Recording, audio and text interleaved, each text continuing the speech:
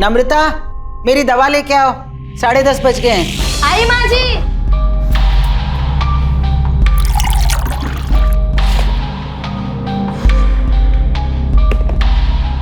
आज दवा देने में फिर देर कर दी। पता है डॉक्टर ने क्या कहा है कि ठीक 10:30 बजे दवा लेनी। जी माँ जी, ये लीजिए।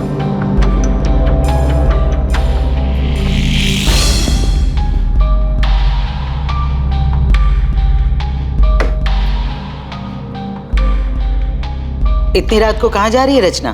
घूमने जा रही हूँ माँ जी। बाय दीदी। समीर, समीर जल्दी चलो, देर हो रही है।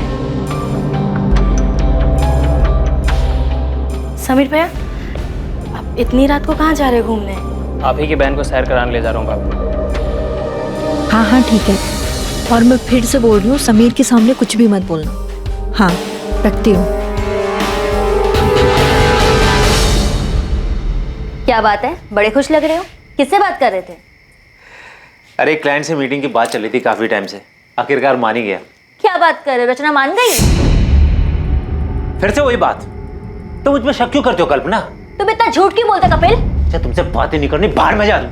हाँ हाँ जाओ जाओ, रचना को इतना वेट कराना ठीक नहीं है, जाओ।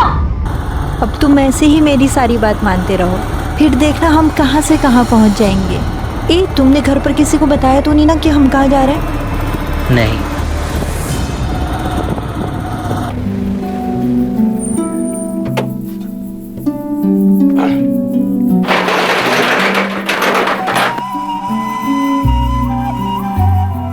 समीर,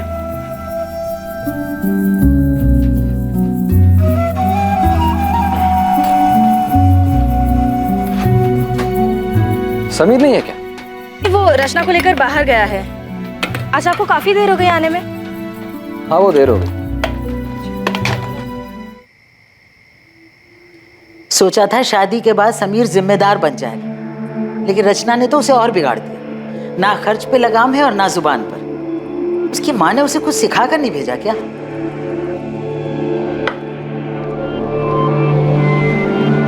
माँ बस भी करो। और वैसे भी समीर तो पहले से ही ऐसा है, उसने कब जिम्मेदारी उठाई? हाँ लेकिन रचना को उसे समझाना चाहिए ना। अब तक दोनों घर नहीं लौटे। मैंने बेटा, उसका वो दोस्त है ना मनु, उसे फोन कर, उससे पूछ, कुछ पता तो लगे दोनों कहाँ गए हैं। अब इतनी रात को क्या फोन करूँ माँ? और ये कोई नई बात तो है नहीं, आ जाएंगे वो। दोनों के फोन बंद आ रहे हैं, तू पता कर, वरना मुझे नींद नहीं आएगी।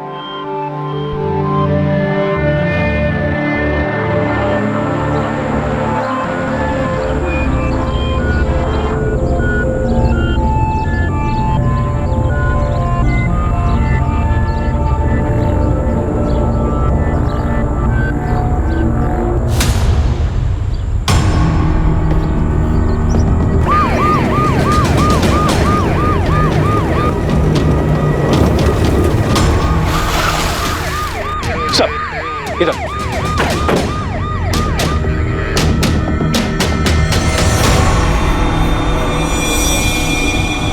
वॉलेट, न कोई आईडी प्रूफ, फोन भी नहीं। मारने वाला वॉलेट ले गया, लेकिन नोटों की गड्डी यहीं छोड़ दी। मर्डर पैसों के लिए नहीं हुआ। आप लोगों में से सबसे पहले लाश किसने देखी थी? जी सर, लाश को सबसे पहले मैंने देखा। किसी को आते जाते देखा है? नहीं सर, बस ये देखा और मैंने आपको फोन।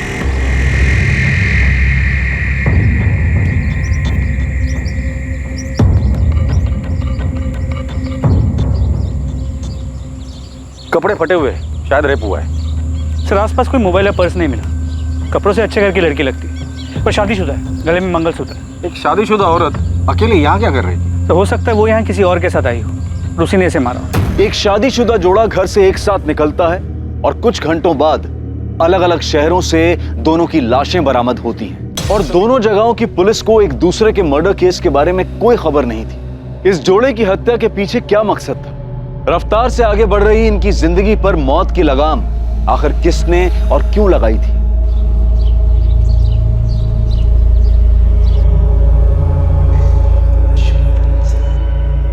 नम्रता दीदी, दीदी क्या हुआ, कहाँ खोई हुई हो? समीर और रचना कल रात से वापस नहीं आए, उन्हीं के बारे में सोच रही थी। तेरा भाई अभी तक घर नहीं लौटा है, रात से सुबह हो गई है। चिंता मत करो माँ, आ जाएंगे दोनों। मन्नू को भी बोल दिया मैंने पता करने को। सुनिए, मुझे भी उनकी फिक्र हो रही है। से इतनी देर तक बिना बताए। अरे यार, बेकार में ही घबरा रहे हो तुम दोनों। विनय, तो अभी के अभी पुलिस स्टेशन जाओ और रिपोर्ट लिखवा। पर मैं कह रहा हूँ, बेकार में चिंता कर रहे हो तुम दोनों। कल रात करीब 11 से 1 बजे के बीच पहले लड़की को बेहोश किया गया है, फिर गला दबाया गया है। पहले इसे बेहोश किया फिर मारा है? जी हाँ। सर, लड़की की फोटो को आसपास के सभी थानों में भिजवाया है और कहीं भी कोई मिसिंग कंप्लेंट होगी तो जल्दी पता चल जाएगा।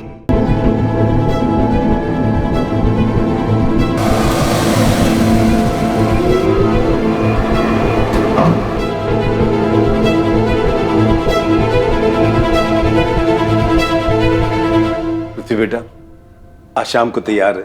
शर्मा जी अपनी पत्नी और बेटी अदिति के साथ हमारे घर आ रहे हैं। मुझे शादी नहीं करनी। को पता नहीं ये बात कब समझ आएगी। देख बेटा, उस बात को 8 महीने बीत चुके हैं। अब तो आप ये शादी की बात छोड़ेगी या मैं घर छोड़ दूं?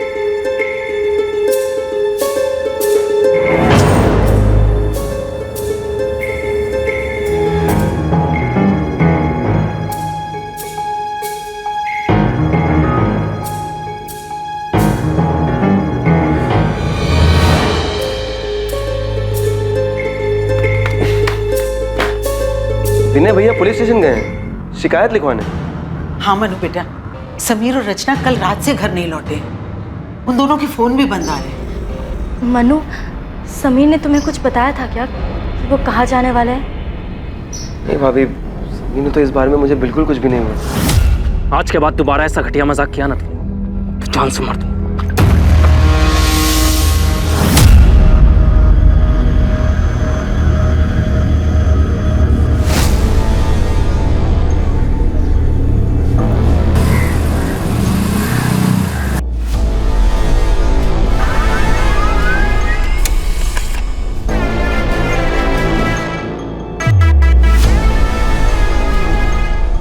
उज्जैन पुलिस को इसकी लाश भी 18 सितंबर को मिली।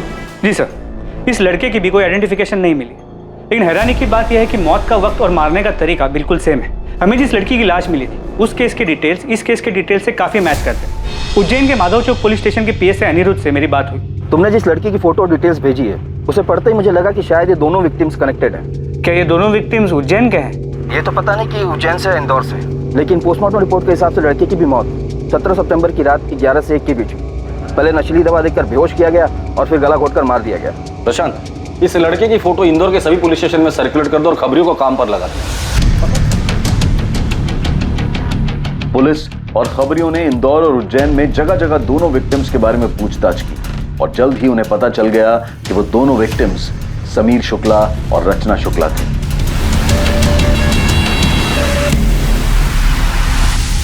हाँ सर, समीर मेरा छोटा भाई है और रचना उसकी पत्नी। सर, कुछ खबर मिली उनकी? वो लोग 2 दिन से घर नहीं आए हैं। ढूंढेंगे कैसे? आप लोगों ने उनकी मिसिंग कंप्लेंट भी नहीं लिखवाई। ये क्या कह रहे हैं आप? इन्होंने खुद जाकर थाने में रिपोर्ट लिखवाई थी। माँ, मुझे लगा कि थोड़ा रुक जाता हूँ, शायद वो दोनों अपने आप ही वापस आ जाएं। तूने मुझसे झूठ क्यों बोला? सर, समीर और रचना अब कहाँ हैं? हमें उन दोनों की डेड बॉडीज मिली। क्या?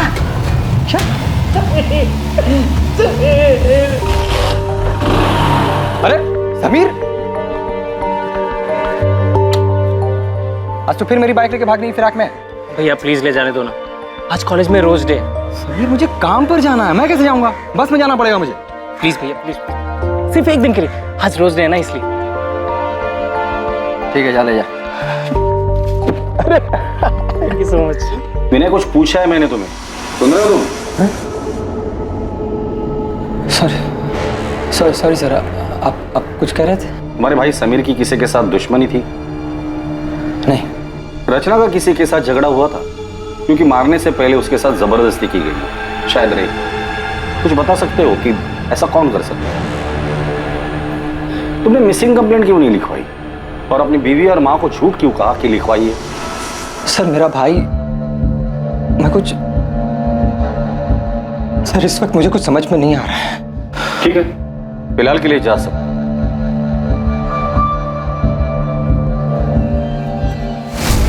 कि विनय वाकई में इतना प्यार करता था या एक्टिंग कर रहे हैं। ये समीर और रचना, इनका कत्ल एक ही तरीके से हुआ है, लेकिन इनकी डेड बॉडीज हमें अलग अलग शहरों में मिली। सर ये सब कुछ पूरे प्लानिंग से किया गया है और शायद एक से ज्यादा लोग शामिल हैं। ये शुक्ला परिवार के भाइयों के बीच रिश्ता कैसा था ये पता करो, क्योंकि अक्सर जब रिश्तों में लाइन क्रॉस होती है ना, न्यूज़पेपर की हेडलाइन बन जाती है।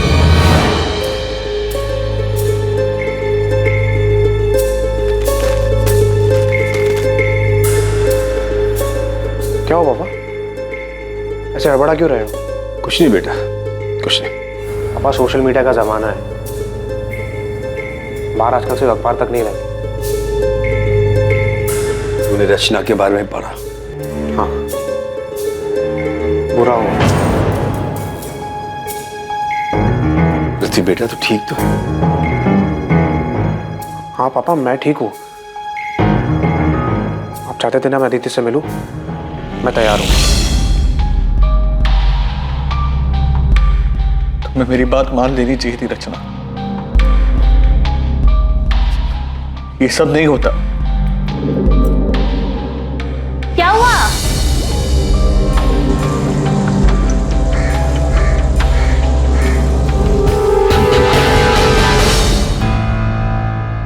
रचना, मेरी मेहंदी का रंग कितना अच्छा आया ना, देख। तू रो रही है? तू सच्ची रो रही है? चुप कर, मैं कहाँ रो रही हूँ? नहीं, तेरी तो सिर्फ आंखें लीक कर रही है ना? सच बता, मुझे मिस करेगी इसलिए रो रही है ना? मैं तुझसे कह रही हूँ, जब तेरी शादी होगी ना तब तू। दीदी, क्या शादी? शादी शादी मतलब बिना पगार की नौकरी। पति को खुश रखो, सास को खुश रखो और अपने सभी सपनों पर ताला मार के बंद कर दो। मुझे नहीं करना। क्यों नहीं करनी शादी? मैंने नम्रता के देवर समीर से तेरे रिश्ते की बात चलाई है। बहुत अच्छा लड़का है और तुझे पसंद भी करता है। माँ पसंद नहीं, पूरा लट्टू है रचना पर। देख रचना, मैं तुझे अभी समझा रही हूँ तो सुधर जा। आसमान में नहीं जमीन पर रहना है हमें।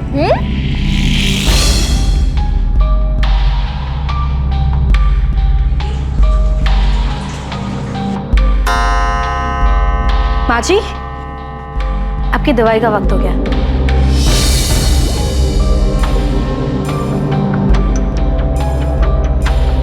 मुझे समझ नहीं आ रहा विनय ने मुझसे झूठ क्यों बोला, उसने रिपोर्ट क्यों नहीं लिखवाई। मोनू, तुम समीर के बचपन के दोस्त हो, उसे अच्छे से जानते हो। हाल फिलहाल में उसका किसी के साथ लड़ाई झगड़ा या कहासुनी हुई थी? आज के बाद दोबारा ऐसा घटिया मजाक किया ना तो जान से मार दूंगा। नहीं सर, इस बारे में तो मैं कुछ नहीं जानता। लेकिन आपको एक बात बताना चाहता हूँ, समीर और विनय भैया के रिश्ते के बारे में। साहब, विनय भैया और समीर के बीच में पहले तो सब कुछ ठीक था, लेकिन 8 महीने पहले जब से समीर और रचना की शादी हुई तब से सब कुछ बदल गया। लेकिन रचना तो विनय की बीवी नम्रता की सगी बहन थी ना? जी सर, लेकिन नम्रता भाभी और रचना में बहुत फर्क था। जहाँ भाभी ने आज तक पूरे परिवार को संभाल के रखा, वहीं रचना ने उन्हें आते ही अलग कर दिया। वहाँ मुझे समझ नहीं आ रहा है कि आज इतने सालों बाद अचानक मेरी दुकान और आपका टिफिन बिजनेस वाली बात क्यों उठ रही है? क्योंकि समीर को अपने हक का एहसास हो गया है जीजा जी। हक का एहसास तो तुमने करवा दिया रचना, तो अब लगे हाथ इसे जिम्मेदारी का एहसास भी करा दो। एहसास तो आपको होना चाहिए ना जीजा जी। समीर कोई छोटा बच्चा नहीं है जो आप उस पर अपना हुक्म चलाते रहे और वो चुपचाप सुनता रहे। रचना, ये कोई तरीका है अपने जीजा जी से बात करने का? तरीका तो इनका गलत है दीदी। छोटे भाई का हक छीन रहे हैं ये। मैं हक छीन रहा हूँ अपने छोटे भाई का? सही तो कह रही है भैया, क्या गलत कहा रचना ने? लेकिन समीर भैया, इन दोनों से कुछ बोलने का कोई फायदा नहीं है। इसके बाद से उनके घर में काफी तनाव रहने लगा। आपने खाना नहीं खाया तो दूध तो पी लीजिए। माँ ने कुछ कहा क्या तुमसे? विनय ने मुझसे झूठ क्यों बोला, उसने रिपोर्ट क्यों नहीं लिखवाई? नहीं, मगर आपने पुलिस में शिकायत क्यों नहीं की? तुम मुझ पे शक कर रही हो? विनय देखिए, मैं आपका दर्द समझती हूँ। मैं भी रचना से उतना ही प्यार करती थी जितना आप समीर से। सर ये समीर के कॉल रिकॉर्ड बिल्कुल क्लीन है, लेकिन सर रचना के कॉल रिकॉर्ड्स में ये एक नंबर है जिससे बार बार कॉल्स आते हैं। सर ये नंबर किसी कपिल चौकसी के नाम पे रजिस्टर्ड है। सर फिलहाल ये नंबर स्विच ऑफ है, लेकिन हमें कपिल चौकसी का एड्रेस मिल गया है। और ये नंबर जिस पर रचना की आखिरी बार बात हुई थी, ये किसका है? और मैं फिर से बोल रही हूँ, समीर के सामने कुछ भी मत बोलना। सर ये नंबर किसी हरीश अय्यर के नाम पे रजिस्टर्ड है। फिलहाल ये नंबर स्विच ऑफ है और इसका एड्रेस फेक है। इस कपिल चौकसी को उठाकर लेकर आ और हरीश अय्यर के बारे में पता करो।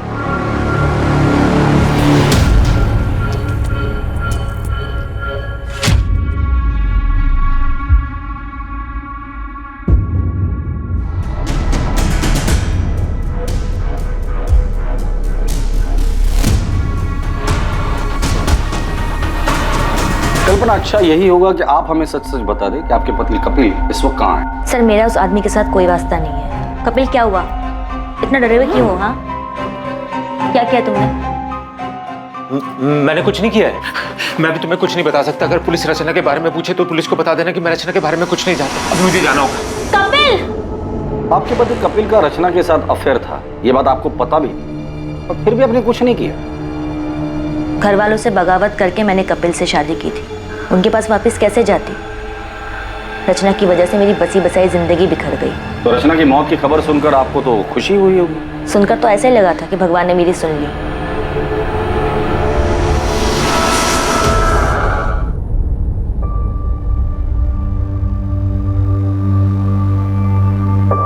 मैं तुमसे प्यार करने लगा हूँ, शादी करोगे मुझसे?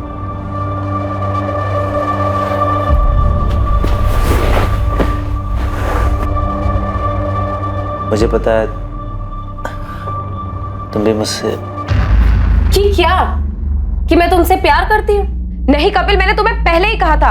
ऑनलाइन चैटिंग के वक्त बिल्कुल साफ क्लियर किया था कि मुझे ये शादी, प्यार, इन सब में कोई इंटरेस्ट नहीं है। तो फिर तुम ये बकवास क्यों कर रहे हो? तुम्हें मेरी फीलिंग बकवास लग रही है? कपिल मेरा हाथ छोड़ो, मुझे लग रही है। मैं तुम्हारे साथ प्यार के लिए था, मजे के लिए नहीं। पर इस बात से तुम्हें कोई फर्क नहीं पड़ता ना? हाँ नहीं पड़ता। मैं यहाँ पर अच्छा टाइम बिताने आती हूँ, जो कि तुमने पूरा खराब कर दिया है। कपिल चौकसी, अफेयर? आप ये क्या कह रहे हैं? आप किसी हरीश अय्यर को जानती हैं? रचना के मर्डर से पहले आखिरी बार उसने इसी से बात की। मैं किसी हरीश अय्यर को नहीं जानती। कौन है ये? क्या इसका भी रचना के साथ अफेयर? आपके पति विनय कहाँ है? आपको जो कुछ पूछना आप पूछ सकते हैं सर।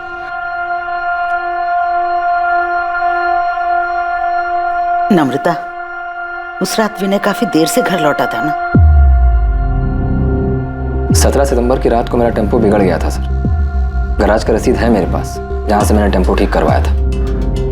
समीर और रचना 17 सितंबर को गायब हुए थे और 20 सितंबर तक तुमने उनकी मिसिंग कंप्लेंट नहीं लिखवाई थी। क्यों?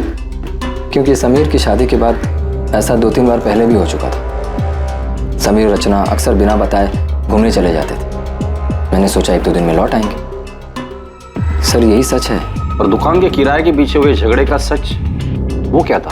सर रचना के उकसाने पर हमारे बीच झगड़ा हुआ था, लेकिन समीर हमेशा से जिद्दी रहा है। ये मनमानी करना उसके लिए कोई नई बात नहीं थी।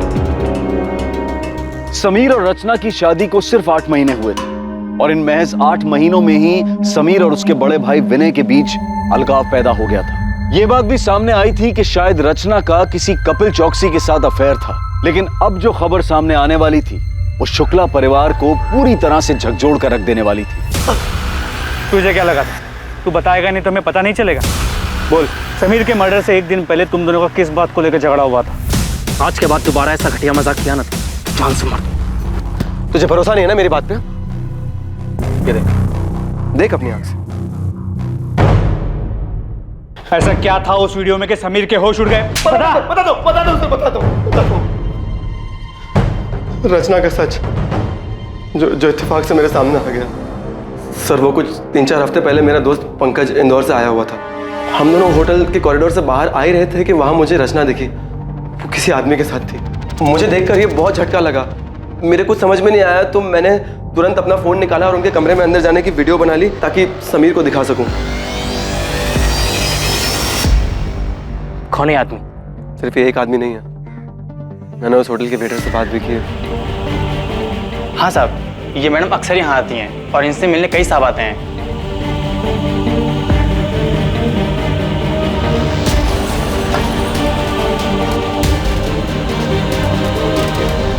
मुझे काफ़ी दिन तक समीर को सच बताने की हिम्मत ही नहीं हुई, लेकिन फिर मैंने सोचा कि उसे सच बताना भी ज़रूरी है, तो मैंने उसे 16 सितंबर को सब सच बता दिया। अगले दिन पता चला कि रचना और समीर दोनों गायब हैं और फिर उनकी लाश मिली। ये आदमी कौन है? मैं नहीं जानता, लेकिन उस दिन अंतिम संस्कार वाले दिन ये घर पे आया हुआ था। मैं नहीं जानता ये कौन है। अंतिम विधि में ये आदमी आपके घर आया था? आया होगा, मुझे नहीं मालूम। तुम्हारी बीवी नम्रता इस सब के बारे में जानती है? नम्रता, रचना ने जो किया उसमें तुम्हारा कोई दोष नहीं है। विनय, आप पुलिस की बात मत सुनो, वो लोग झूठ बोल रहे हैं। रचना ऐसी नहीं थी। पुलिस ने खुद उस होटल में जा करके पता लगाया था जहाँ रचना। ये रचना भी ना जाते जाते हम सबका मुंह काला कर गई। तेरी माँ ने यही सिखाया था क्या उसे? नम्रता! माँ, मतलब कुछ भी बोले जा रही हो तुम। सर, पूरे परिवार में इस आदमी को कोई नहीं जानता। ये आदमी अंतिम संस्कार के लिए आया था और इसे कोई नहीं जानता। अजीब बात है। रचना के कॉल रिकॉर्ड्स में कपिल चौकसी और हरीश अय्यर के अलावा और कोई सस्पिशियस नंबर नहीं मिला है। लेकिन रचना से मिलने उस होटल में कई लोग आते थे, तो हो सकता है कि उसके पास कोई दूसरा नंबर हो। रचना के इस दूसरे रूप के बारे में सच में कोई नहीं जानता। ऐसे कैसे?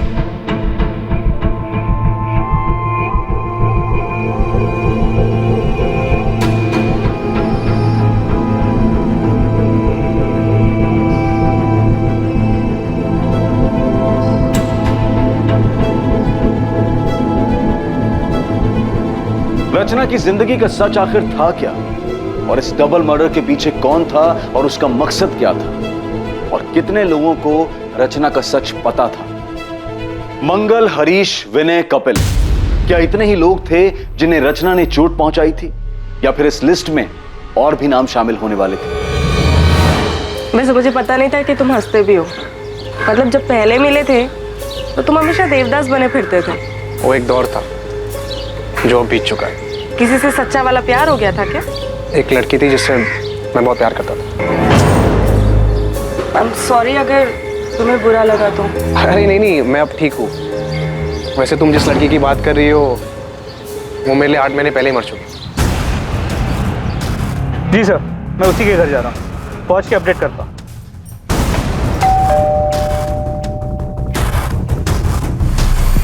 अंदर कमरे में है। बोल। सर, मैंने रचना को नहीं मारा।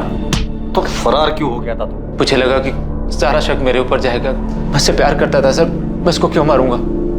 अच्छा आशिक है रे तू। जब तुझे पता चला कि तेरे माशूका के और भी आशिक है तो तूने उसे और उसके पति दोनों को मार डाला। सर, मुझे इसके बारे में कुछ नहीं पता है। सर, मैं तो उससे शादी करना चाहता था, वो भी राजी थी सर। शादी करोगे मुझसे?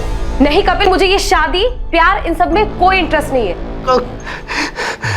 ये कौन है? इसे जानता है? इसका नाम क्या है? हरीश अय्यर।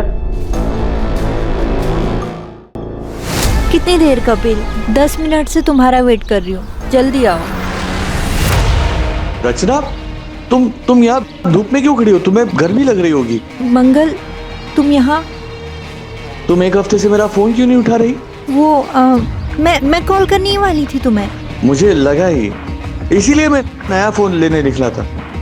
वो पुराना फोन मैंने तोड़ दिया ना, वो यहाँ मार के। क्यों? वो तुम फोन नहीं उठा रही थी तो गुस्सा आ गया, गुस्से में मैंने यहाँ मार मार के तोड़ दिया फोन। बस 2 मिनट रुक जाओ प्लीज। हाँ रचना, रचना बाहर निकलो, जल्दी भागो यहाँ से कपिल, इसका दिमाग खराब है। रचना बाहर निकलो। सर फिर आया ये, प्लीज यहाँ से चलो। रचना, रचना। कौन था ये? अरे मंगल वर्मा नाम है इसका।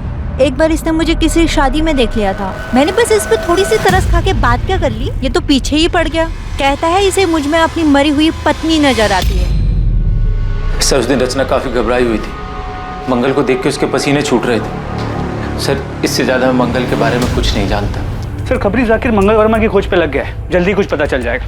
और होटल के रजिस्टर में जो भी नाम और पता था सब फर्जी था। ये कपिल खुद को बचाने के लिए झूठ भी बोल सकता है। कहानी सुनाकर अपनी करनी मंगल वर्मा पर डाल रहा है। पृथ्वी बेट,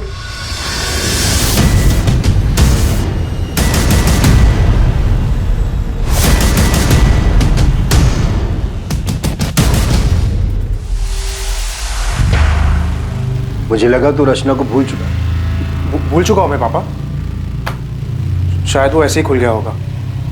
कुछ काम था आपको? मैं तो यहाँ अदिति के साथ तेरी शादी की बात कर रहा था। और तू? और मुझे अदिति पसंद नहीं आई, मैं शादी नहीं कर सकता उसके साथ। साहब ये मंगल वर्मा है ना साहब, ये बलबीर नगर में रहता है, नियति अपार्टमेंट्स करके बिल्डिंग है, वहीं रहता है।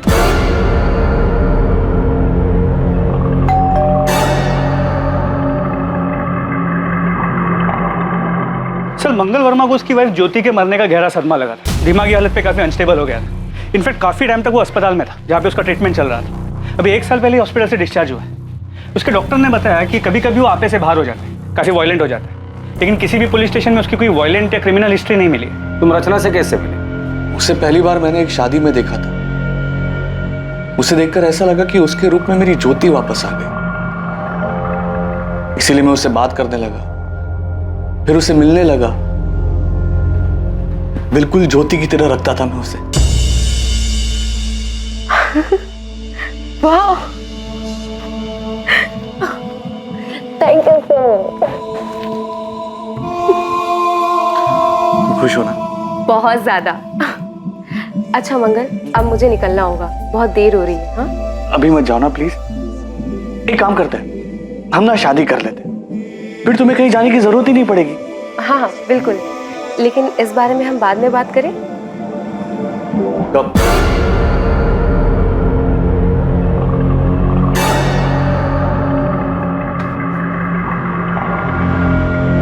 पिछले 1 महीने से तुम यही बात की। क्या क्या प्रॉब्लम क्या है? तुम्हारे जिंदगी में कोई और है? तुम मुझसे प्यार नहीं करती? छोड़ना चाहती हो मुझे? नहीं, तुम धोखा नहीं दे सकती। रचना तुम मेरी बीवी हो, सिर्फ मेरी बीवी हो रचना। मंगल, मंगल क्या कर रहे हो? मंगल,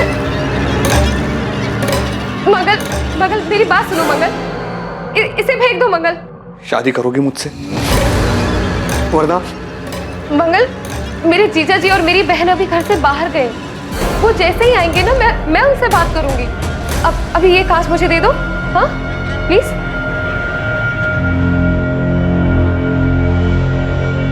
उस दिन के बाद मेरी रचना से कोई बात ही नहीं हुई। बहुत फोन किए मैंने उसे, लेकिन इसने उठाया ही नहीं। रचना के साथ कौन से नंबर पर बात होती थी तुम्हारी? 4441121। रचना ने बेवकूफ बनाया तुम्हें। तुम यहाँ उसे महंगे महंगे तोहफे देते रहे और वो वहां तुम्हारे साथ साथ 4 और लोगों को भी घुमा रही थी। रचना के बारे में ऐसे बात मत करो प्लीज।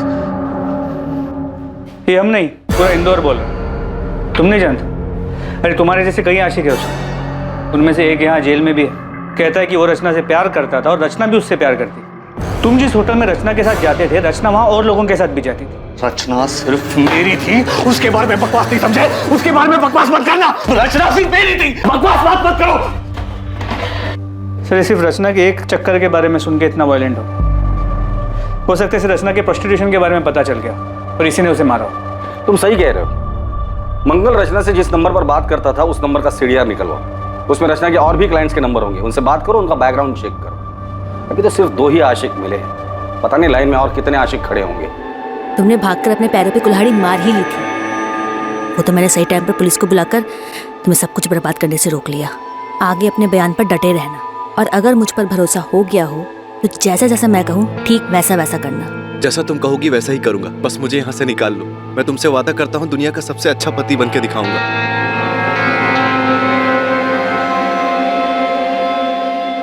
तीर निशाने पे लगा, वो बहुत डरा हुआ है, कह रहा जैसा मैं कहूंगी वैसा ही करेगा। हाँ ओके, शायद रचना की मौत मेरी जिंदगी बना दे। साहब, कोई बाइक पसंद आई?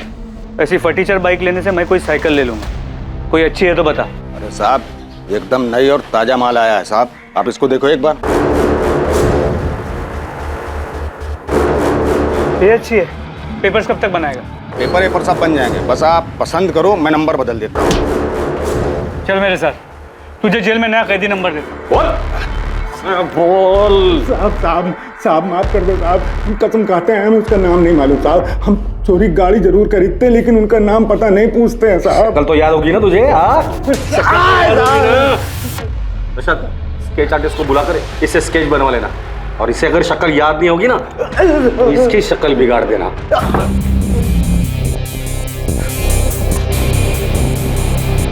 संदिग्ध कई थे। किसी का नाता समीर से था तो किसी का रिश्ता रचना से। असली मुजरिम जो भी था वो दोनों से जुड़ा हुआ और शायद दोनों से ही चोट खाया हुआ था। पर कुछ लोग ऐसे भी थे जो अब भी पर्दे में थे और इसीलिए वो पुलिस के शक के दायरे से भी बाहर थे। उनके इरादे, उनकी मंशा अब भी गुप्त थी, लेकिन जल्द ही सारे नकाब उतरने वाले थे और सच सामने आने वाला था। माँ, कहाँ जा रही हो? पुलिस स्टेशन, समीर के कातिल के बारे में पता कर। अरुणा जी, समीर और रचना के कातिल को हम ढूंढने की पूरी कोशिश कर रहे हैं। क्या आपको किसी पर शक है? नहीं, लेकिन जिसने भी ये किया है उसे कड़ी से कड़ी सजा मिलनी चाहिए। सर, मुश्ताक ने स्केच बनवाया। क्या आप इसे जानते हैं? इसने समीर की बाइक बेची। सर, इसे तो मैंने समीर भैया के साथ देखा था। संध्या। जी भैया। हम लोग आगे ही जा रहे हैं तेरे घर की तरफ से, तुझे छोड़ देंगे। जी। ये पृथ्वी भैया हैं, उज्जैन से। नमस्ते। पृथ्वी उज्जैन से। नम्रता और रचना भी उज्जैन से ही हैं। और कुछ याद है इस आदमी के बारे में? थैंक यू भैया। हाँ सर, कार का नंबर नोट कर लीजिए, MPXY0001। सर, नंबर प्लेट के नीचे पृथ्वी की जान जैसा कुछ लिखा था। ये लीजिए वकील साहब, मैंने आपसे कहा था ना कि जो मैं चाहती हूँ वो मैं कपिल से साइन करवा लूंगी। उसने बिना पढ़े बिना देखे इन पेपर्स पे साइन कर दिए। इसमें डिवोर्स पेपर्स के साथ साथ प्रॉपर्टी के पेपर्स भी हैं, जो अब उसने मेरे नाम पे ट्रांसफर कर दिया। बता दो क्यों मारा दोनों को? बोल। रचना और मैं एक दूसरे से प्यार करते थे। हम 2 साल से एक साथ थे।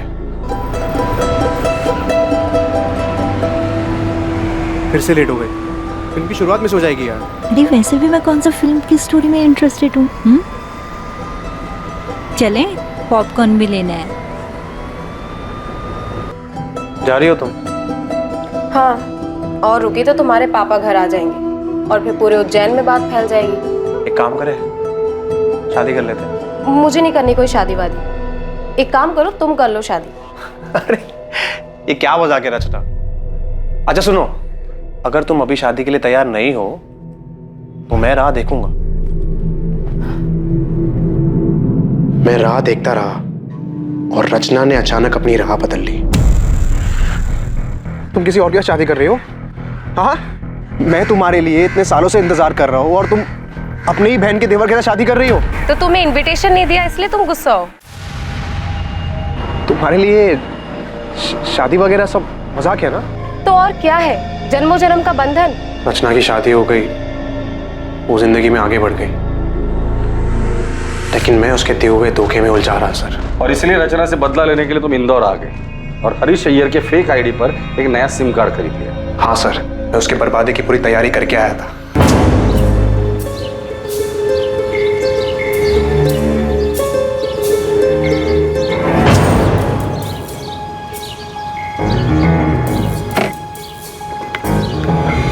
अरे पृथ्वी, तुम यहाँ?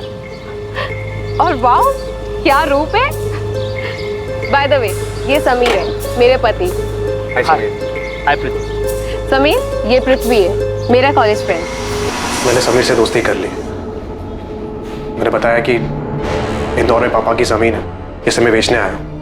मैंने ज़मीन का भाव इतना कम बताया कि रचना और समीर दोनों लालच में आ गए। फिर ज़मीन दिखाने और टोकन देने के बहाने मैंने उनको बुलाया। हाँ, हम लोग निकल रहे हैं। हाँ, और समीर ने पैसे भी ले लिए, लेकिन ध्यान रखना समीर को हमारे बारे में पता नहीं चलना चाहिए। अरे नहीं, तुम चिंता मत करो, मैं कोई भी पुरानी बात नहीं करूँगा। मुझे सिर्फ बिजनेस करना है। हम डिनर करके प्लॉट देखने जाएंगे और फिर डील वहीं पे फाइनल कर देंगे। हाँ हाँ ठीक है। और मैं फिर से बोल रही हूँ, समीर के सामने कुछ भी मत बोलना।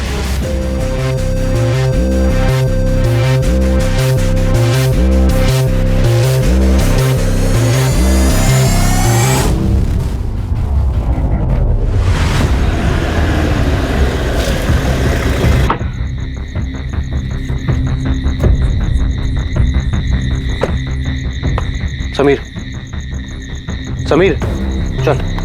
ये कहाँ है? संभाल के, थोड़ा ही आ गया प्लॉट। रचना? हाँ रचना आएगी पीछे से, आ जा।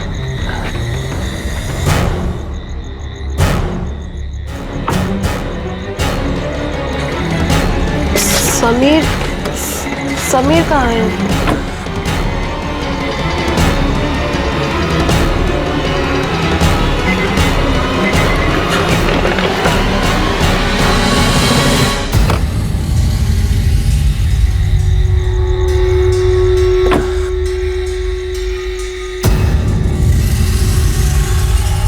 मैंने समीर की लाश वही उज्जैन में छोड़ दी और रचना की लाश मैंने इंदौर में आके फेंक दी। दोनों के फोन मैंने तोड़ के नाले में फेंक दिए और अगले दिन समीर की बाइक ढाबे से उठा ली। पृथ्वी, ये सब करके क्या मिला तुझे? मिला सर, बदला मिला।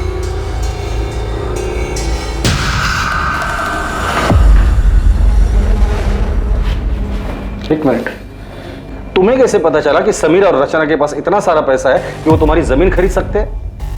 सच सच बता, ये सारी प्लानिंग तूने अकेले नहीं की थी? सर मुझे बताया गया था कि उनको दुकान का किराया मिलता है, वो कहाँ जाते हैं, कहाँ घूमते हैं, इन सब की डिटेल बताई गई थी। सच सच बता दे, कौन है इस केस का मास्टरमाइंड? सर, ये पृथ्वी सच कह रहा है या अपना किया किसी और के सर पे डाल रहा है? अगर ये पृथ्वी झूठ बोल रहा है तो हमारे पास कोई सबूत नहीं, लेकिन अगर ये पृथ्वी सच भी बोल रहा है तो हमें उसका कन्फेशन चाहिए होगा। लेकिन मुझे लग रहा है कि ये पृथ्वी हमारे साथ खेल खेल रहा है। सच जानने के लिए हम भी खेल खेलते। उठा दे उसको। पृथ्वी ने सब कबूल कर लिया, तेरी बारी है। अरे मैंने कुछ नहीं किया सर। सर मेरे पति ऐसा नहीं कर सकते। पृथ्वी ने खुद विनय का नाम लिया है। झूठ बोल रहा है पृथ्वी, मेरे पति ऐसा कर ही नहीं सकते। आपके सामने ही आपके पति से हम सच उगलवाते हैं। चलिए बोल, चल बोल। विनय, विनय आप ठीक है ना? उन्होंने आपको कुछ किया तो नहीं? अब तक तो कुछ नहीं किया है, लेकिन आगे का वादा नहीं कर सकता। बेहतर यही होगा कि तू सच बता दे। मैंने कुछ नहीं। तू ऐसे नहीं बोलेगा, लगता है सच उगलवाने की स्पेशल ट्रीटमेंट तुझे देनी ही पड़ेगी। सर मेरा सर मैंने मरवाया रचना और समीर, इन्हें कुछ नहीं पता, इन्होंने कुछ नहीं किया। ये तो क्या कह रही है नम्रता? सच बोल रही है वो। सारा सच हम पहले से ही जानते थे, बस वही सारा सच हम तुम्हारे मुंह से सुनना चाहते थे। इसीलिए तुम्हारे पति विनय को पकड़ने का नाटक हम लोगों ने किया था। सारी कहानी बताओ, सारा प्लान बताओ। सारा प्लान मेरा था। मैं नहीं चाहती थी कि रचना और समीर जिंदा बचे, पर इसके लिए मुझे किसी की मदद की जरूरत थी। तुम्हारा ध्यान कहाँ था? नहीं था। नम्रता, रचना कितनी देर लगा दी यार आने में। मम्मी से कितना झूठ बोलूं तेरे लिए? तो क्या सच बता दोगी? मुझे डांट खाने दोगी? और फिर मैं पृथ्वी मेरे प्यार से कैसे मिलूंगी? नहीं ऐसे नहीं है दीदी, अगर ऐसा नहीं है तो फिर हम कल का भी प्लान बना लें। आप संभाल लोगी ना? हाँ संभाल लूंगी, तू नाटक बंद कर। नम्रता थैंक यू सो मच। अगर तुम नहीं होती तो मैं से रोज मिल भी नहीं पाता। मैं पृथ्वी और रचना के रिश्ते के बारे में कॉलेज से जानती थी। मुझे पता था पृथ्वी उससे कितना प्यार करता था और अब भी करता है, इसलिए मैंने तय किया और पृथ्वी से मिलने चली गई। नम्रता, हाय। आओ ना अंदर। तुम्हें याद है पृथ्वी, कॉलेज में तुम मेरे तेल वाले बालों का कितना मजाक उड़ाते थे। चंपू चाची के नाम से सब जानते थे तुम्हें। चंपू चाची? और वो नाम मैंने रखा था। क्या दिन थे ना वो। याद है तुम रचना के कितने दीवाने थे। नम्रता, रचना की बात फिर कभी मत उठा। मैं अभी भी तकलीफ में हूँ और उसे बुला नहीं पाया हूँ। I am sorry, I understand. Rachna ने तुम्हें बहुत चोट पहुंचाई है और वो आज भी वही कर रही है। शादी उसने समीर के साथ की है, मगर सुहागरात सबके साथ मना रही है। पृथ्वी, क्या किया तुमने? कल क्या हाल?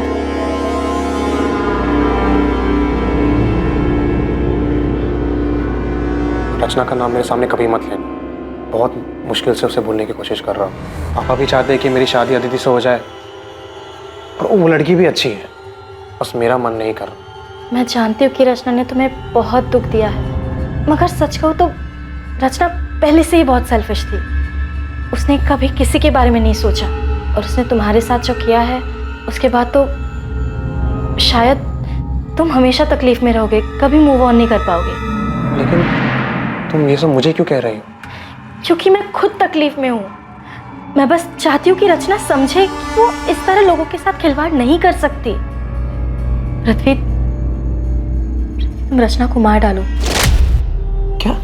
देखो, उसने तुम्हारे साथ जो किया है और वो बाकी कई लोगों के साथ कर रही है, वो सही नहीं है। उसे रोकना होगा। मैं मानता हूं कि मुझे रचना पे बहुत गुस्सा है और उसको मारने से ही मुझे सुकून मिलेगा, लेकिन सिर्फ सुकून के लिए मार दूं? पूरा रिस्क मेरा और फायदा सिर्फ तुम्हारा हो रहा है, मेरा कुछ फायदा नहीं हो रहा है यहाँ पे। तुम्हें मुझसे जो फायदा उठाना है उठा लो, बस रचना और समीर को मार डालो।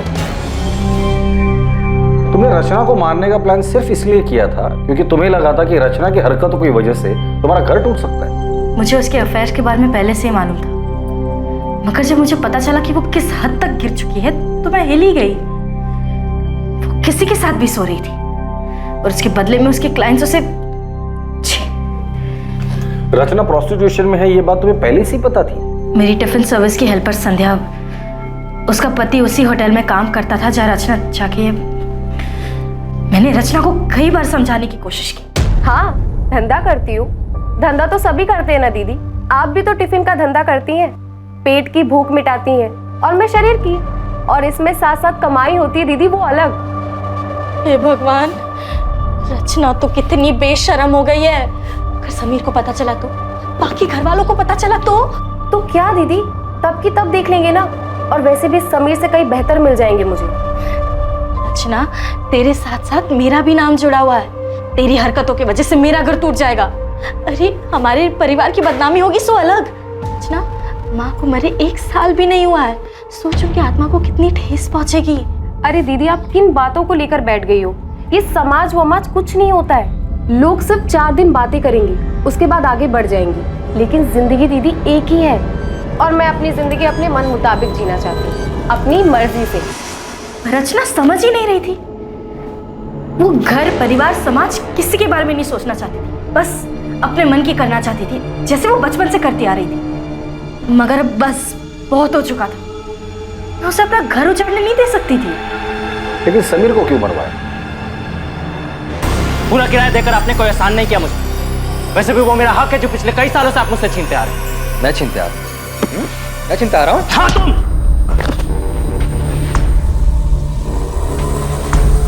समीर भी रचना जैसा ही था। उन दोनों को घर की इज्जत की कुछ पड़ी नहीं थी। वो दोनों तो बस घर की शांति खराब करने पे तुले थे। उन्हें बस बर्बाद करना आता था। वो दोनों तुम्हारा घर बर्बाद कर देंगे, इस डर से तुमने खुद अपने हाथों से अपना घर बर्बाद कर लिया है। मैंने, मुझसे गलती हो गई, लेकिन मैं डर गई थी। मुझे लगा कि रचना की सच्चाई जानकर आप मुझे छोड़ देंगे। हमारे परिवार की इज्जत, समाज, हम सबको क्या मुंह दिखाते। गुस्सा मेरे अंदर भी था, लेकिन तुम अपने गुस्से और नफरत में इतनी अंधी हो गई थी कि तुमने इतना भी नहीं सोचा कि जो आग तुम लगाने जा रही थी वो तुम्हारा अपना घर भी राख कर देगा। तुमने सब कुछ खत्म कर दिया नम्रता।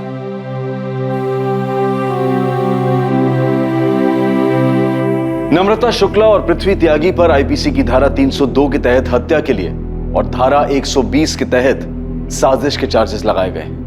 पृथ्वी पर बलात्कार के लिए धारा 376 भी लगाई गई है और दोनों इस वक्त न्यायिक हिरासत में हैं।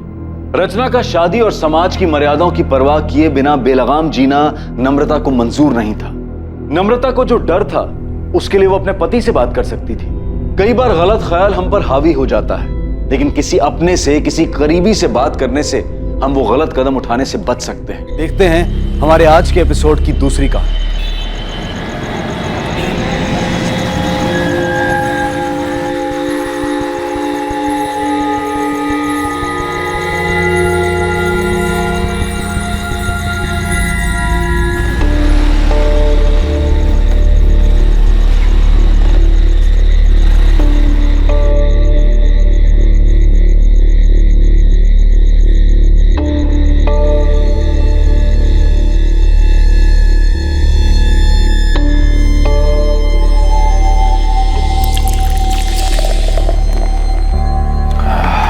अबे करण, तू फिर से शुरू हो गया यार।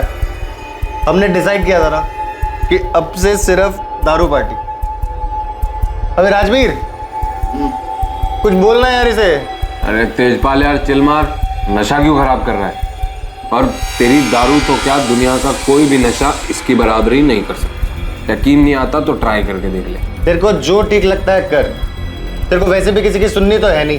अबे तेजपाल, अबे जाने देना उसे, जिंदगी के मजे लेने दे और तू अपनी दारू के मजे ले ले।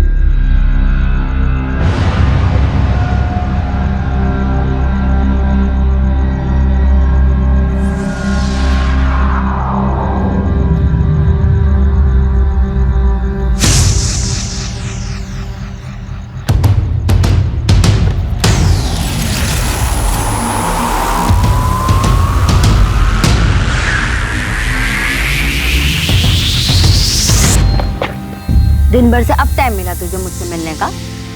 मेरे लिए तो टाइम ही टाइम है। चुप कर, झूठ ना बोल तू। वो तो मैंने तुझे फोन करके बुलाया, नहीं तो अभी तू पार्टी कर रहा होता अपने दोस्तों के साथ। बातें सुनाने को बोला, क्यों टाइम वेस्ट कर? आई love you Karan. I love you बरका। फिर बरका? मैं तुझे बरका दिखाई दे रही हूँ? करण मैं हरजोत हूँ। करण बरका तेरी लाइफ से जा चुकी है, वो नहीं है तेरी जिंदगी में, मैं हूँ। मैं हमेशा तेरे साथ रहूंगी, तुझे कभी छोड़कर नहीं जाऊंगी करण। हरजोत, क्या कर रही है तू यहाँ? और ये चपसी यहाँ क्या कर रहा है? पापा वो मैंने इसे बुलाया था। नीचे जा। पापा पर अब कुछ मत करना है इसके साथ पापा, अब मेरी कसम। ठीक है, नहीं करूंगा। जा नीचे।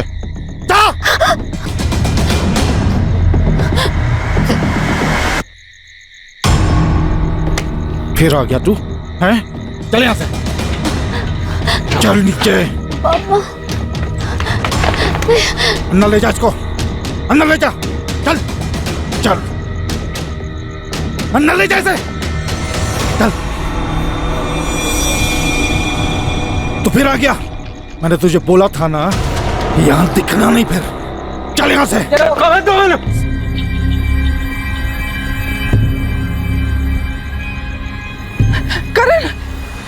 करण उठ पुत्र, क्या हो गया? उठ जा। करण जी, संभाल लो इसनो। और पानी सर के ऊपर से जा चुका है। तुम्हारा ये चर्सी और निकम्मा बेटा मेरी बेटी की जिंदगी बर्बाद कर रहा है, मेरी इज्जत नाल खेल रहा है।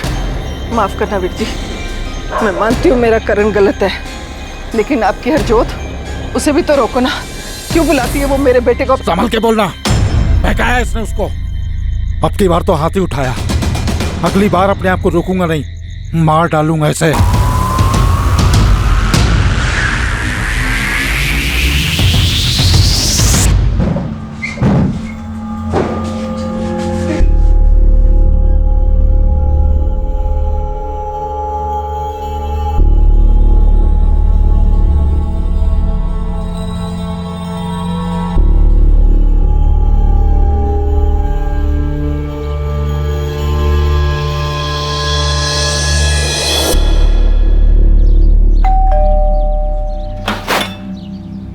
सत श्री अकाल मम्मी। सत श्री अकाल मम्मी जी। बेटा सत श्री अकाल, आओ अंदर आओ। और कैसे हो मम्मी जी? मैं तो बिल्कुल ठीक हूँ पुत्र, तू ठीक है ना?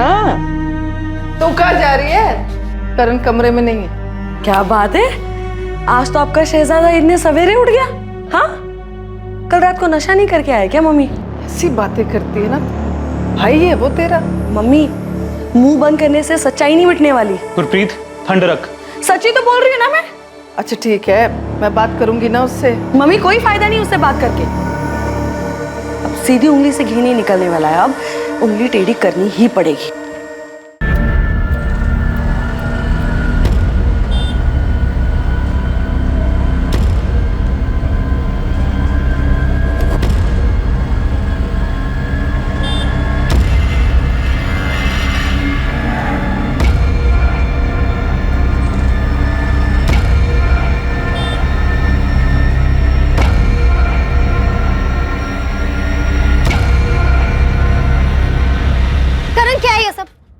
पीछा कर रहा है?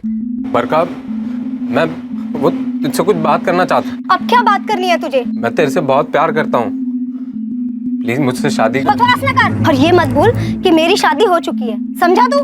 बरका, ऐसा मत बोलना। हाँ छोड़ मेरा। मैं तो क्या, दुनिया की कोई भी कुड़ी ना तेरे जैसे शराबी नशेड़ी के साथ में शादी नहीं करेगी। बहुत कुछ जानती है ना मेरे बारे में, तो मैं भी तेरे बारे में बहुत कुछ जानता हूँ। पिछले 5 साल से अपने पति और अपनी फैमिली के पीठ पीछे जो कुछ कर रही है ना, सब जानता हूँ मैं। अगर मैंने तेरे पति और तेरी फैमिली को बता दिया तो कितनी बेइज्जती होगी तेरी। तू मुझे ब्लैकमेल कर रहा है? नहीं नहीं, मैं तुझे ब्लैकमेल क्यों करूंगा?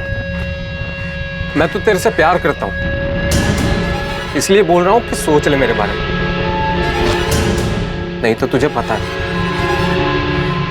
क्या कर सकता हूँ ना मैं।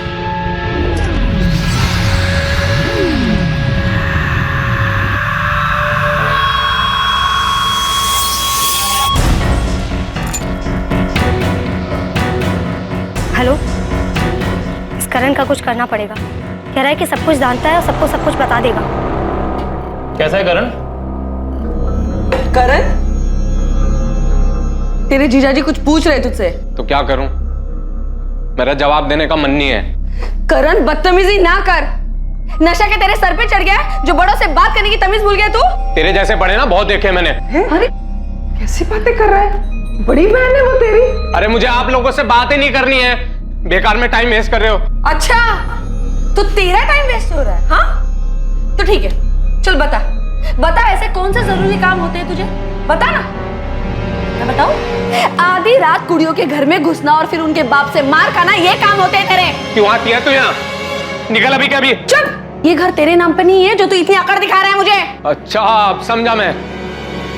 ये सब ड्रामा तू उस जमीन के लिए कर रही है ना जो मेरा नाम है। वो जमीन पापा की थी और जितना हक तेरा उस जमीन पे है ना, उतना हक मेरा भी है, समझा? वो जमीन मेरे नाम है और भूल जाओ, उसमें से मैं तुझे 1 इंच भी दूंगा। क्यों नहीं देगा? क्यों नहीं देगा? चुप कर जा रब दवास्ते, चुप कर जा गुरप्रीत। एक बच्चा तो दे नहीं सकती अपने पति को बात करती। करण, करण चुप कर। माफी मांग तो गुरप्रीत है।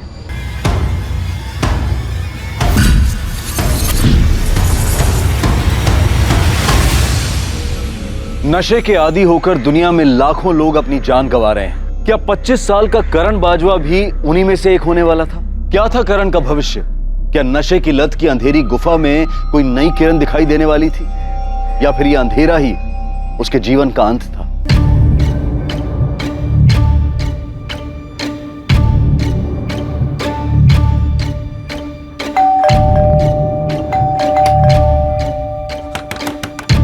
करण, करण, करण, कपड़े तो हैं।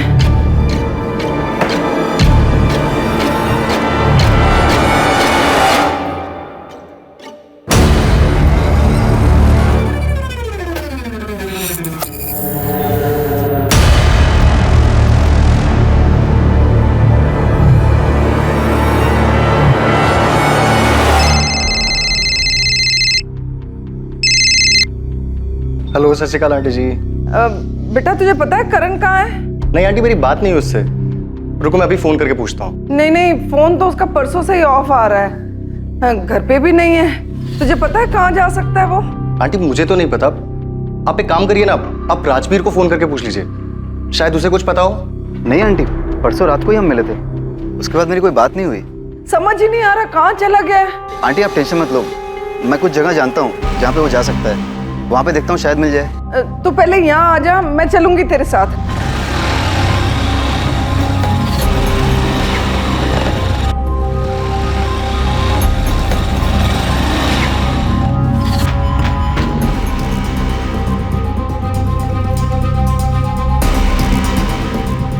सागर, सागर, सागर, पिछले 2 दिन में तूने करण को कहीं देखा है? आज कल परसों कभी भी देखा है? नहीं, मुझे नहीं मालूम।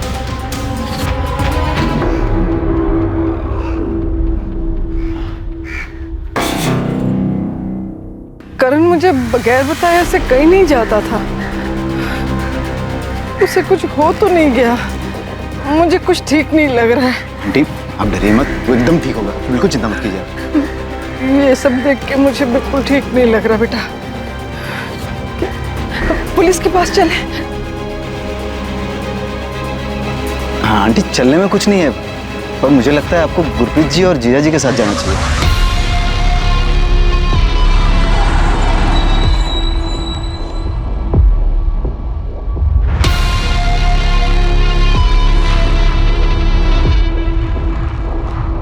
करण 2 दिन से गायब है सर। हमने हर जगह ढूंढा उसे, पर वो कहीं नहीं मिला। रब दे वास्ते मेरे बच्चे को ढूंढ दो जी। आखिरी बार कब देखा था उसे? 4 सितंबर को, जब मैं गुरप्रीत के ससुराल गई थी ना मोगे, तब। करण, मैं जरा 2 दिन के लिए मोगे जा रही हूँ गुरप्रीत के पास। उसकी तबीयत ठीक नहीं है, आ जाऊंगी। जरा अपना ध्यान रखना। हाँ भी कुछ पैसे चाहिए। कितने? 10,000। इतने पैसे क्यों चाहिए? कुछ काम है। क्या काम है? 2 दिन पहले वो रेंट के पैसे उठाए थे ना, कहाँ गए वो? नशे में? सारे पैसे नशे में उड़ा दिए तूने। अगर तुझे पैसे चाहिए ना तो इस घर से बाहर निकल, कमा और जिन्हें चाहिए खर्च कर ले। हाँ जाओ अपनी बेटी के पास और बोल देना अपनी बेटी को भी 1 पैसा नहीं दूंगा, 1 इंच नहीं दूंगा अपनी जमीन का। देख लूंगा सबको। मौका पहुंचते ही मैंने उसे फोन किया, लेकिन उसने फोन नहीं उठाया। मुझे लगा गुस्सा है, इसीलिए फोन नहीं उठा रहा है, बाद में उठा लेगा। लेकिन उसके बाद से तो उसका फोन ही बंद आ रहा है जी, परसों रात से। जिन्हें नंबर ते तुसी कॉल किया है वो अजे बंद है।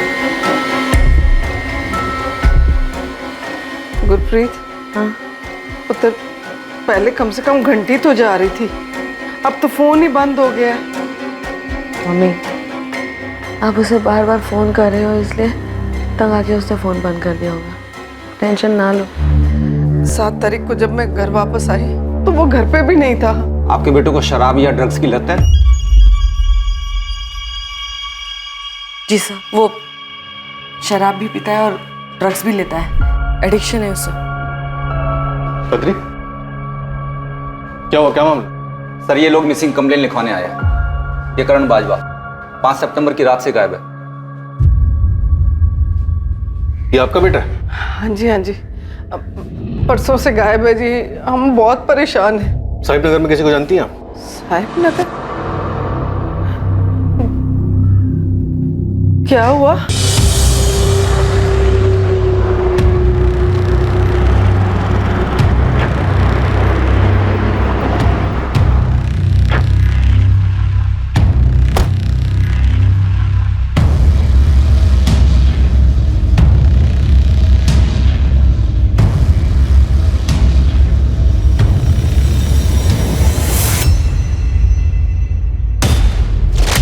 कल सुबह साहिब नगर पुलिस को वहां एक वीरान इलाके में करण की डेड बॉडी मिली।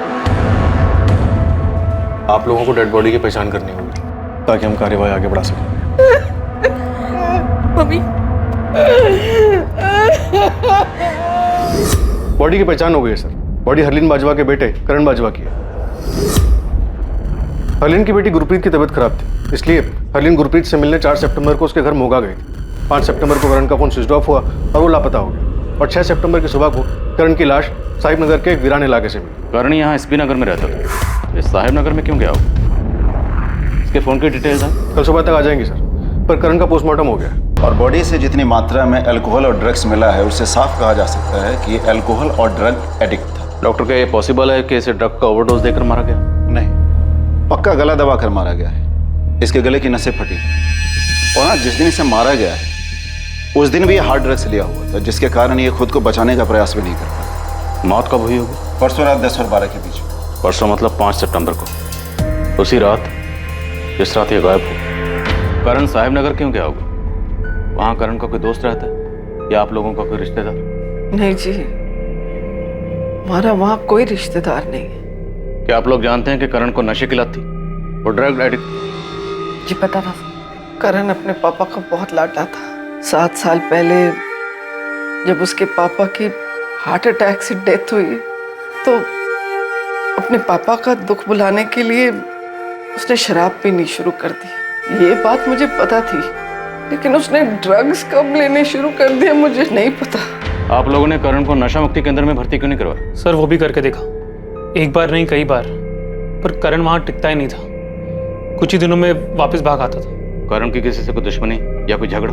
दुश्मनी तो नहीं थी, पर 2-3 हफ्ते पहले हमारे पड़ोसी हैं दिलबाग सिंह जी,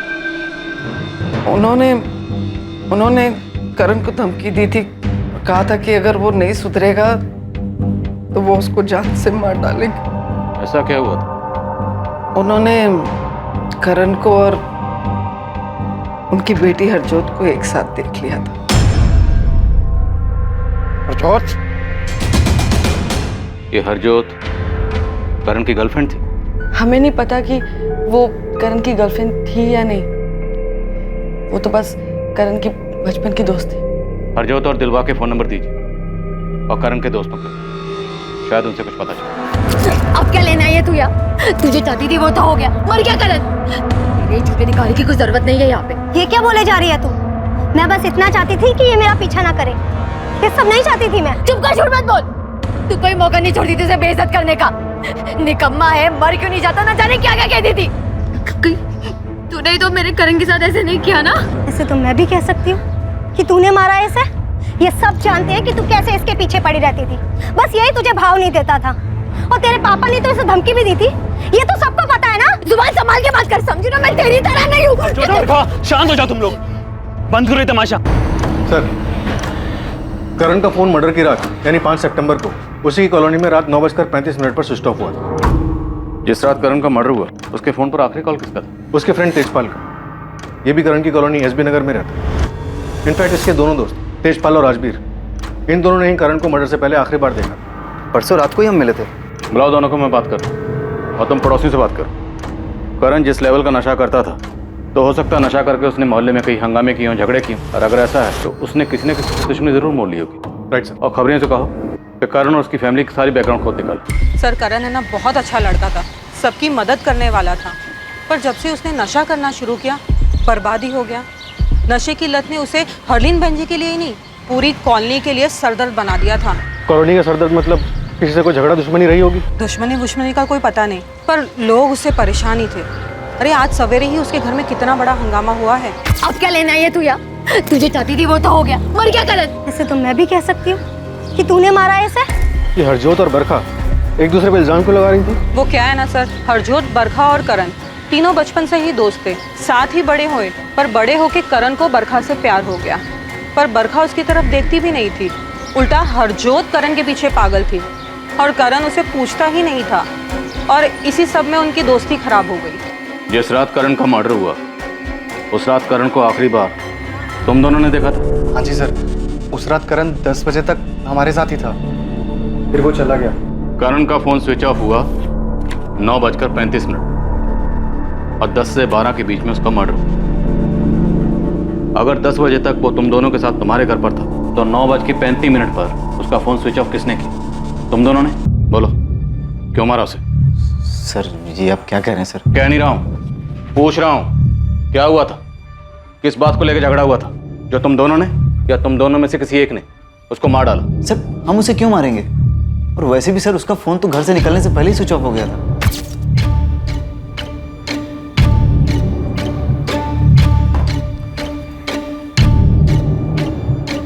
चलो मैं निकलता हूँ। इतनी जल्दी? हाँ यार, कुछ खाऊंगा फिर घर सोने चला जाऊंगा। अबे सुन, अबे तेरा फोन बंद है, चार्ज कर ले। चार्ज कर लूंगा घर जा।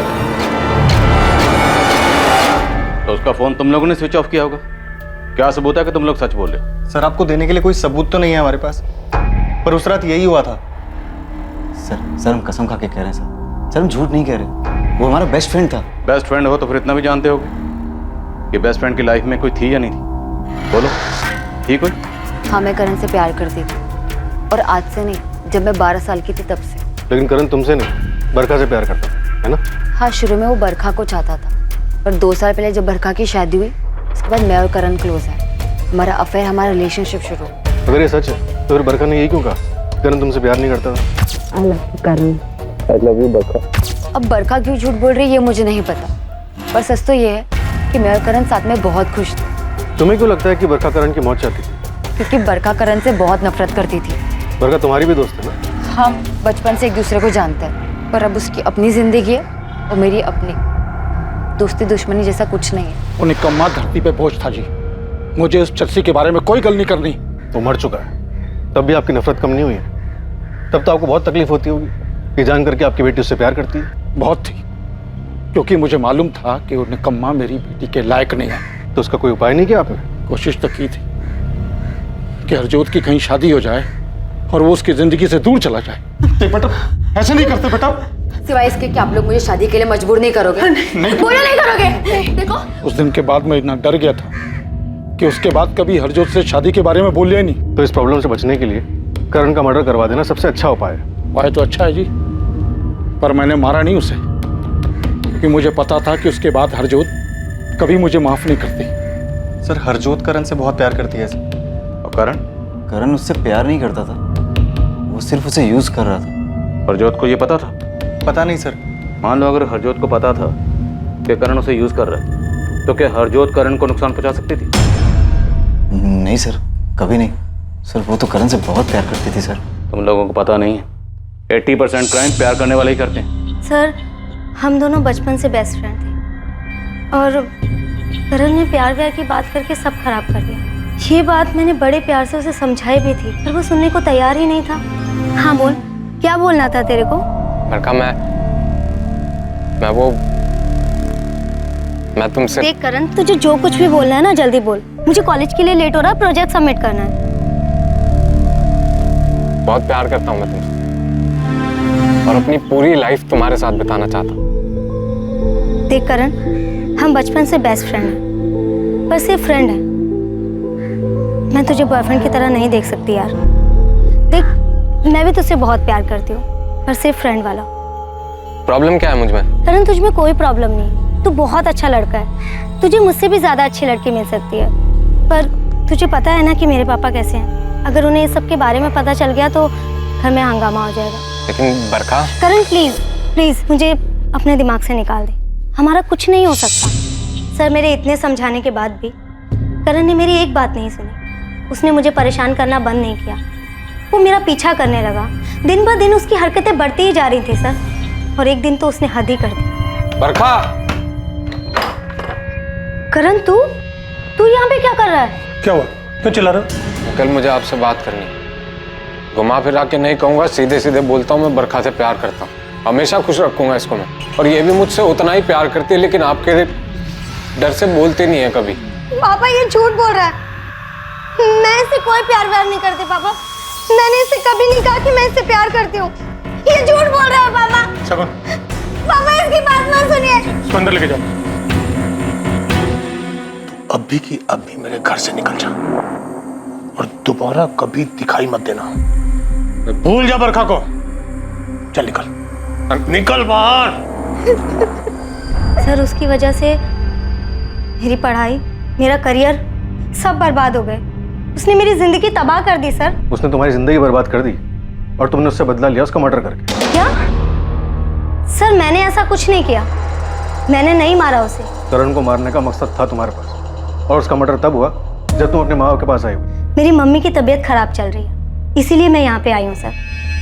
सर हम आपको ये कैसे बता सकते हैं सर कि बरखा करण का मर्डर कर सकती है या नहीं? हरजोत को छोड़कर उसके पिता दिलबाग और बरखा के अलावा और किसे करण से प्रॉब्लम थी? पता नहीं सर, हमें जो कुछ पता था हमने आपको सब सच सच बता दिया।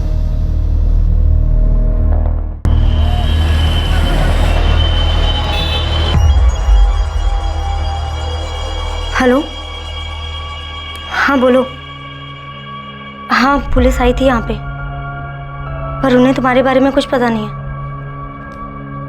हाँ मैंने सब संभाल लिया है।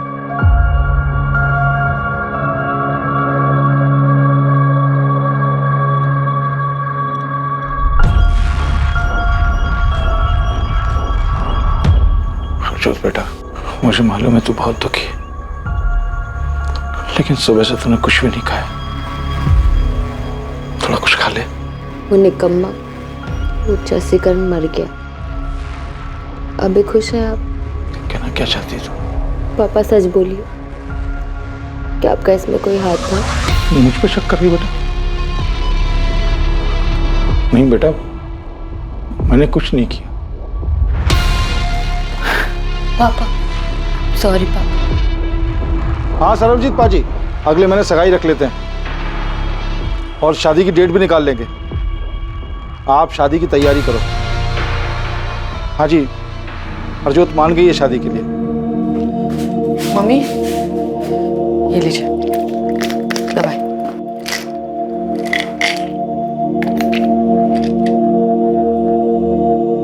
मम्मी आप हमारे साथ मोगा क्यों नहीं चलती? हाँ, आप यहाँ अकेले रहोगे तो आपको करण की याद और भी आएगी ना। हमारे साथ रहोगे तो थोड़ा चेंज मिल जाएगा आपको।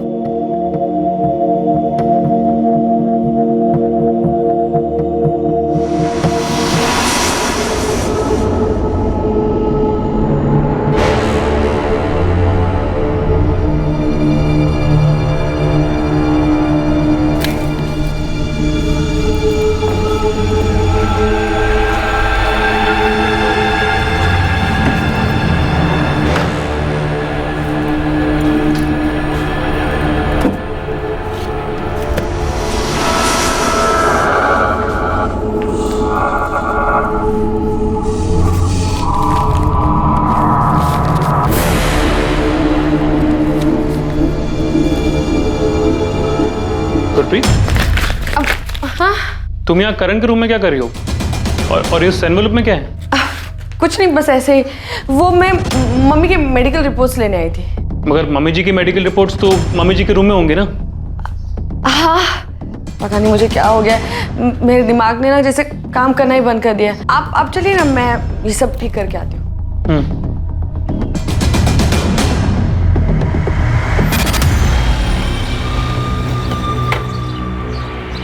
पोंटी, कोई अच्छी खबर बता। कुछ पता चला करण के बारे में? साहब करण के बारे में तो नहीं, बरखा के बारे में जरूर कुछ पता चला। क्या? सर करण से नफरत तो इसलिए नहीं करती थी कि उसका कॉलेज छूट गया था, उसकी पढ़ाई छूट गई थी, बल्कि वो एक लड़के से प्यार करती थी और साहब वो दोनों शादी करने वाले थे। लेकिन करण के ड्रामेबाजियों की वजह से उनके बाप ने उसकी शादी कहीं और कर दी। और असली खबर साहब ये है कि इन दोनों का अफेयर अभी भी चल रहा है। कौन है ये लड़का और कहाँ रहता है? निहाल अहलूवालिया, रणवीरपुर में रहता है। लेकिन बरखा के कॉल रिकॉर्ड में हमें किसी निहाल अहलूवालिया का नंबर नहीं मिला। तो क्या ये बरखा 2 नंबर यूज कर रही है? हाँ साहब, क्योंकि खबर पक्की है, उन दोनों का चक्कर अभी भी चल रहा है। और बरखा की शादी के बाद निहाल बौखला गया। हाँ सर, मैंने मारा था उस साले को। रामनाथ, थाना ही। सॉरी सर, पर सब खत्म कर दिया था उसने। कितना कुछ सोचा था मैंने। मैं नौकरी ढूंढ रहा था, सोचा कि एक अच्छी नौकरी मिलेगी तो बरखा के बाप से उसका हाथ मांग लूंगा। लेकिन उससे पहले ही करण ने तमाशा कर दिया और बरखा की शादी किसी और से हो गई। 5 सितंबर की रात को कहाँ था तू? सर मैं घर था अपने। साले, अगर तू घर पे था तो जिस वक्त जिस रात करण का मर्डर हुआ, तेरा फोन वहां पे क्या कर रहा था? सर मैं सच बोल रहा हूँ सर, मैंने करण को नहीं मारा। सिर्फ तूने नहीं, तूने और तेरी गर्लफ्रेंड बरखा दोनों ने मिलकर मारा है। तूने पहले से प्लानिंग कर रखी थी। जब बरखा अपने माँ बाप के घर जाएगी तुम दोनों मिलकर करण का मर्डर करोगे, है ना? नहीं सर, ये सच नहीं है। तो उस रात तो बरखा के साथ नहीं था? सर मैंने करण को नहीं मारा सर, मैं इससे ज्यादा और कुछ नहीं बता सकता। ठीक, तो सोच ले ज्यादा कब बोलना। तब तक छड़िए, जाने मत देना। सर अगर निहाल ने करण को नहीं मारा तो फिर बता क्यों नहीं रहा है कि उस रात करण की कॉलोनी में करने क्या गया था? ये निहाल उस रात बरखा के साथ हो, इसलिए नहीं बता रहा। हमें ये पता लगाना है कि क्या इन दोनों ने मिलकर करण का मर्डर किया। देखते हैं, कुछ वक्त अंदर रखते हैं, शायद सच बार आ जाए। सर अब तक जितने भी लोगों से पूछताछ की, किसी का भी कनेक्शन साहिब नगर से नहीं, जहाँ करण की लाश मिली थी, और किसी के फोन रिकॉर्ड्स में भी कुछ नहीं मिला। समीर, कहीं हम गलत डायरेक्शन में तहकीकात तो नहीं कर रहे? करण की माँ ने बताया कि उनकी 10 एकड़ जमीन है। 10 एकड़ जमीन कम नहीं होती। सर आपका मतलब है कि जमीन को लेके कोई झगड़ा? चांसेस हैं सर, अगर प्रॉपर्टी के पेपर्स करण के नाम हो तो। पता लगा प्रॉपर्टी किसके नाम पर और इनकी माली हालत कैसी, और करण की बहन गुरप्रीत और उसका जीजा अमन, दोनों के कॉल रिकॉर्ड्स निकलो। Right sir.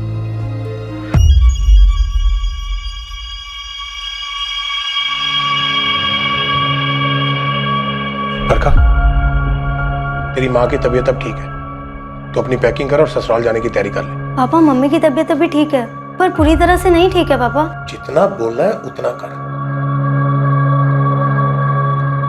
मिठाई का डिब्बा तो ठीक ठाक रख दिया ना? जी रख दिए, पर आपको नहीं लगता आप कुछ ज्यादा ही जल्दी कर रहे हैं? हरजोत को पता चलेगा ना तो। तू टेंशन मत ले, शादी की तैयारी कर, हरजोत को मैं संभाल लूंगा। हाँ, जमीन करण के नाम पर थी, लेकिन मैं बस अपना हिस्सा मांग रही थी। और इसका मतलब ये थोड़ी ना कि मैं अपने भाई का मर्डर कर दूंगी।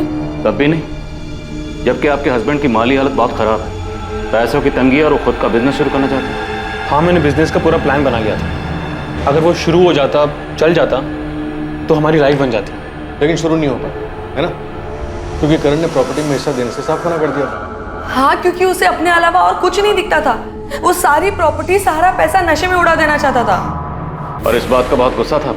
नहीं, गुस्सा नहीं था, पर पूरा तो लगा था। मैंने तो गुरप्रीत को यह भी बोल दिया था कि कोई जरूरत नहीं उसे हिस्सा मांगने की या पैसे मांगने की। गुरप्रीत अगर वो हिस्सा नहीं देना चाहता तो रहने दो ना, बेकार में उसके पीछे मत पड़ो। क्यों रहने दूं मैं? हाँ, वो मेरे पापा की प्रॉपर्टी है, मेरा भी उसमें बराबर का हिस्सा है। मैं अपना हिस्सा क्यों छोड़ूं? और वैसे भी मैं पैसे उड़ाने के लिए थोड़ी ना मांग रही हूँ, मैं तो हमारे बिजनेस के लिए मांग रही हूँ ना। हाँ, मुझे पता है, पर मैं ठीक ठाक कर रहा हूँ ना, और सब सही चल रहा है। अमन, आप क्यों नहीं समझ रहे? वो ये सारे पैसे ड्रग्स में उड़ा देगा, सब कुछ बर्बाद कर देगा। नहीं, मैं ऐसा नहीं होने दूंगी, कभी नहीं। हाँ, मैं मानता हूँ कि गुरप्रीत को हिस्सा चाहिए था, और करण से गुस्सा थी कि करण घर के सारे पैसे नशे में बर्बाद कर रहा था। पर गुरप्रीत करण की बहन है, वो अपने छोटे भाई को कैसे मार सकती है?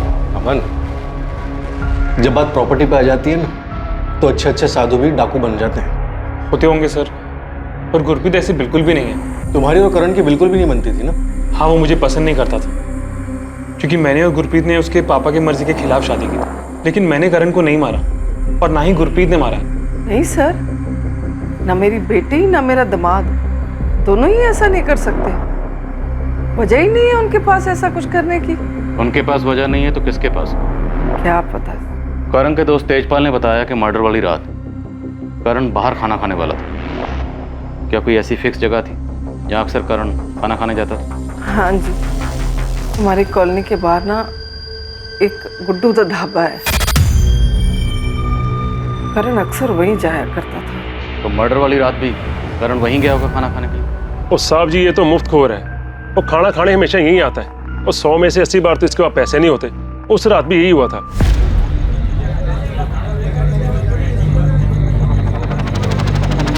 ना हुआ पाजी, 200 हो गया तेरा। क्या हुआ? पाजी, गड़बड़ हो गई। वो क्या, आज फिर पर्स का पुल है? वो साले भिखारी तो शर्म नहीं आती, और रोज ऐसा फ्री का खाना खाने हैं? और पैसे कौन देगा? तेरा बाप? पाजी, बाप पे मत जाओ वरना। और क्या वरना? वो एक तो फ्री का खाना खाता है, ऊपर से चौड़ा होता है। कॉलर छोड़ो मेरा। ओए, और तुम बहुत मार खाएगा मेरे से। यार क्यों लड़ रहे हो? यार पैसे नहीं देता यार। तो बिल की बात है ना, मैं देता हूँ इसका बिल। कितना हो बताओ? 200 हो गया। हेलो, हो ठीक है, चलो चल। कौन था वो आदमी जो करण को अपने साथ ले गया था? पता नहीं साहब जी, वो पहली बार आया था, मैंने पहली बार देखा उसे। शक्ल याद है? स्केच बनवा सकते हो? साहब जी, स्केच तो मुश्किल है, मैंने उसकी शक्ल अच्छे से नहीं देखी, पर एक कम कर सकता हूँ, अगर वो दोबारा आएगा तो मैं आपको फोन करके बता सकता हूँ। ये पुलिस वाले भी कुछ भी बोलते हैं। मैं अपने भाई को मारूंगी, वो भी प्रॉपर्टी के लिए। अगर ऐसा नहीं था तो उसके कमरे में पेपर चुराने क्यों गई? गुरप्रीत, तुमने पेपर चुराए?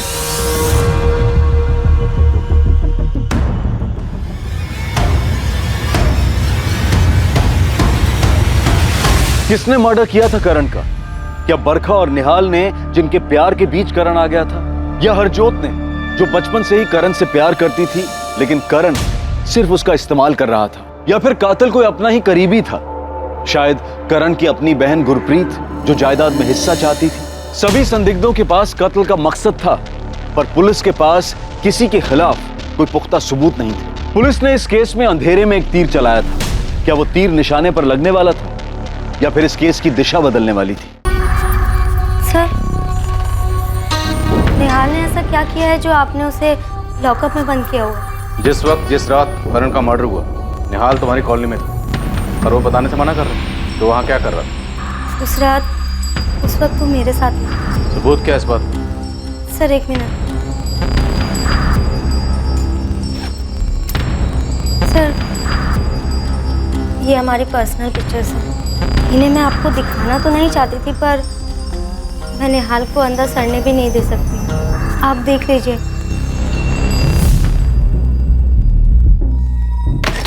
सर,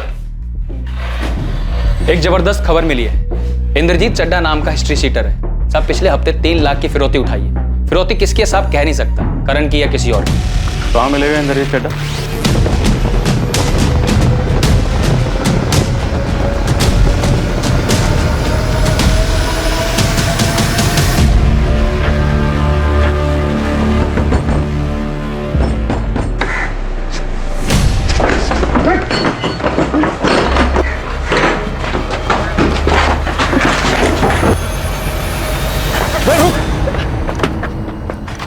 क्या हुआ सर जी, क्यों दौड़ा रहे हो? चल थाने, अब हमारा डंडा तुझे दौड़ाएगा।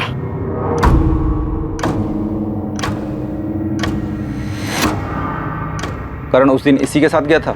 ओ हाँ जी, तो यही था।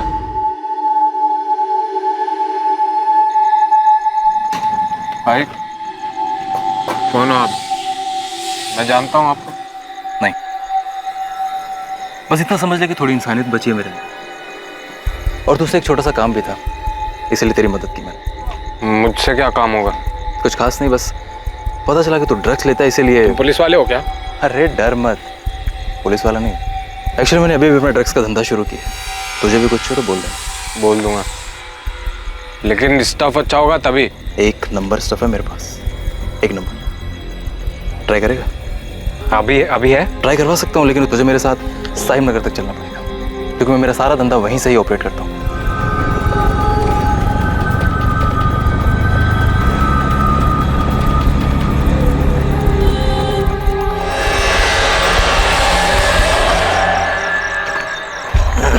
यार आजकल पुलिस ने बहुत टाइट करके रखा है, तो कुछ दिन के लिए थोड़ा छुप के माल बेच रहा हूँ। आगे से कुछ भी चाहिए तो यहीं आना। हाँ ठीक है, लेकिन अभी तो माल दो। हमें पता चल गया कि करण का मर्डर तो नहीं किया। बोल, सुपारी किसने दी? बोल बोल। बताता हूँ साहब, सब बताता हूँ। क्यों मारा करण? वो तुझे पसंद नहीं करता था इसलिए, या गुरप्रीत को हिस्सा नहीं दे रहा था इसलिए? तेरे इस प्लान में गुरप्रीत भी शामिल थी? नहीं, गुरप्रीत ने कुछ नहीं किया, उसे तो मालूम भी नहीं था। उसे नहीं मालूम तो किसे मालूम? ये सब मैंने अकेले नहीं किया।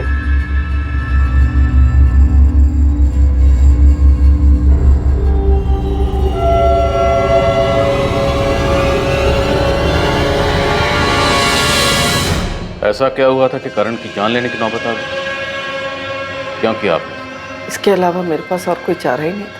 ये मेरे अकेले का प्लान था। अमन तो सिर्फ मेरी मदद कर रहा था। आपने अपने इकलौते बेटे की जान ली?